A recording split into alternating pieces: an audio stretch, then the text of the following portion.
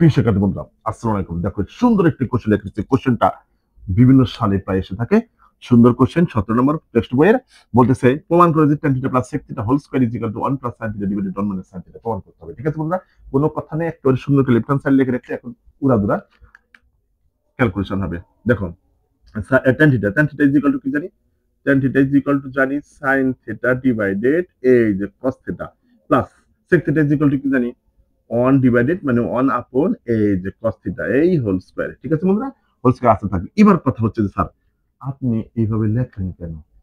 ঠিক আছে না, যে কি এমনই আছে যে আপনি এইভাবে লেখেন, আমরা তো বুঝি না স্যার, তোমরা বুঝতে পারবা। দেখো, কথা শক্ত করে ধরতে হবে, ভালো করে কথা ধরো। এখানে কি আছে 1 plus sin θ divided 1 minus sin θ। আছে কি আমাদের tan θ আর sec θ। তার মানে কি তোমাদেরকে বলতেছে, ভাঙতে বলতেছে যে তোমরা সূত্র অ্যাপ্লাই করে এটাতে চলে যাও। এখন তো বুঝতে পারছি যে আমি কেন ভাঙলাম আর তোমরা কেন ভাঙবা। চাওয়া দেখে পাওয়া। ঠিক আছে, পাওয়া পাবো কি ওই অনুযায়ী আমাদেরকে আগাইতে হবে। ঠিক আছে, বুঝতে পারছি তো? তাহলে যে কেন ভাঙবো এই কথাটা কিন্তু সবসময় মাথার ভিতরে রেখে দিব। ওকে, তাহলে এবার চলে যাই যে কি এই কস থিটার লসাগু কি বলো? এই একটা কস থিটাই। ঠিক আছে, এখানে যদি স্কোয়ার থাকতো তখন সর্বোচ্চ পাওয়ারটা আনতাম। ঠিক আছে, কমনটা নিয়ে নিলাম। এবার এই কস থিটাকে যদি এই কস থিটার দ্বারা ভাগ করি থাকবে কত? 1। 1 দিয়ে যদি সাইন থিটাকে গুণন করি এই সাইন থিটা প্লাস এই প্লাস। এবার এই কস থিটা দিয়ে যদি এই কস থিটাকে ভাগ করে থাকবে কত? 1। 1 দিয়ে যদি 1 কে গুণন করি 1 হচ্ছে 1 এই যে। ঠিক আছে, এবার যার যার পাওয়ারটা তাক তাক দিয়ে দিলাম। আরেকটা কাজ করে দিই একবারে, মনে করেন একেবারে এই যে 1 প্লাস সাইন থিটা। ঠিক আছে, 1 প্লাস সাইন থিটা এই স্কয়ার দিয়ে দিলাম, মানে সাজায় লিখলাম প্লাস স্কয়ারটা ওর উপরে দিয়ে দিলাম। এবার এই কজের উপরে স্কয়ারটা দিয়ে দিলাম। ঠিক আছে, এইবার দেখো, হুম, এই 1 প্লাস সাইন থিটা এই হোল স্কয়ার। ওকে, এবার এই কস স্কয়ার থিটা, আচ্ছা এখানে একটু ভুল হয়েছে, মানে থিটার কাছে লিখছি। এবার কস square theta is equal to 1 minus, তাহলে দেখো এই যে থিটা।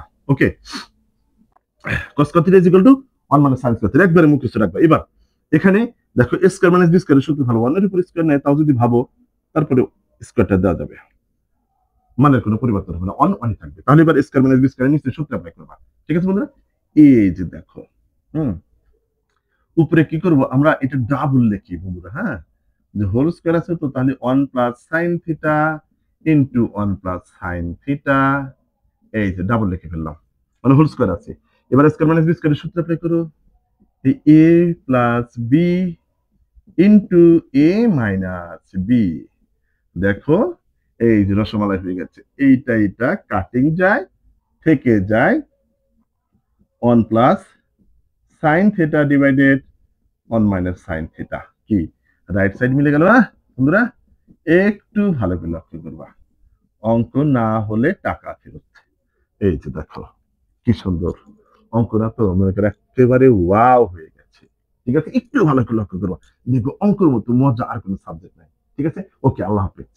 প্রিয় শিক্ষার্থী বন্ধুরা, আসসালামু আলাইকুম। দেখো, সুন্দর একটি কোশ্চেন লিখে রেখেছি যারা নবম দশম শ্রেণীর এবং এসএসসি পরীক্ষার্থী যারা আছে তাদের জন্য কিন্তু কোশ্চেনটা ভেরি ভেরি ইম্পর্টেন্ট। বলতেছে প্রমাণ করে ইজ ইকুয়াল টু এটা। ওকে, লেফট হ্যান্ড সাইড শুনে লিখে রাখছি। এখন আমরা এটাতে যাওয়ার জন্য দেখো এখানে কি বলতেছে, কটি ইন্টু টেন বি, এটা এটা কিন্তু চাই। তাহলে 100% প্লাস রেগুলার কি সুন্দর কেটে যাবে। আর এর জন্য কি করতে হবে আমাদের, এই যে কোড বি আর টেন বি কে একদম চেঞ্জ করে ফেলবো। কিভাবে চেঞ্জ করে ফেলবো একটু আমার হাতের দিকে লক্ষ্য করো, যে এই উপরেরটা ঠিক রাখো, code A plus ten B ঠিক রাখলাম। আর এই যে কোড বিটাকে লিখবো 1 ডিভাইডেড টেন বি, এটা লেখাতে হবে। এটা সূত্র যে quote A is equal to 1 by 10 A. ঠিক আছে, এই যে আবার 10 এ ইজ ইকুয়াল টু লিখবো 1 ডিভাইডেড কোট এ। এই ঠিক আছে বন্ধুরা, এভাবে লিখলাম। লেখার পর দেখো আবার উপরে যেমন আছে তেমনই রেখে দিলাম। এবার এখানে লসাগু করো টেন বি আর কটে। তাহলে দেখো ওই যে ধীরে ধীরে মিলতেছে, কটে ইন্টু এই যে টেন বি। ঠিক আছে বন্ধুরা, এইটাই টিকে থাকবে, এইটা টিকে থাকবে। ওকে, এবার লসাগু করলাম টেন বি। এবার এই টেন বি দিয়ে যদি এই দুটাকে যদি ভাগ করে ফেলি তাহলে কি হবে, টেন বি কেটে যাবে, থাকবে কট এ। কট এ যদি এই অনের সাথে গুণন করি এই কটে প্লাস। ওকে, এবার এই কটে দিয়ে যদি এটাকে ভাগ করো কটে কটে কেটে যাবে, থেকে যাবে টেন বি। টেন বি যদি অনের সাথে গুণন করো এই হবে টেন বি। ঠিক আছে বন্ধুরা, একটু ভালো করে লক্ষ্য করো। এবার আচ্ছা তোমাদের এখানে দাগ কেটে করে দিই। মনে করো যে এটা লিখে রাখলাম, উপরেরটা আগে লিখে রাখলাম, cot A প্লাস এই tan B। এটা লিখে রাখলাম, একটা এই ভাগ চিহ্নের জন্য একটা ক্রস চিহ্ন দিলাম। এবার এটা উপরে চলে গেল।